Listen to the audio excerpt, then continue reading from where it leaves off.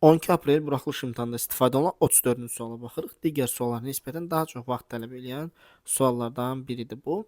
Deyir ki, düzəltmə sözlərlə ikisinin kökü feildir. Bax, burada sağ, sağalmaq, eləmi? Yardan yara, yardan yaralı.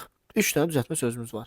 Burada yarmaqdan yara, yarmaqdan yara. Hər ikisinin kökü feildir. Bu isə feil deyil. İkisinin kökü feildir. Fikri uyğun gəldi. Biri götürəcəksən. Adlıq, təhsillik və yönlük hal. Bax, yönlük hal var könlümə. Adlıq var, yara. Amma təhsillik halı söz yoxdur. 2 getdim. Təsriflənməyən feil tərkib əmələ gətirir. Burada təsriflənməyən feil yara, vurduğundur, eləmi? Yara, hansı yara? Vurduğun yara. Təklikdədir. Tərkib əmələ gətirmək. Bu da oldu yanlış fikir.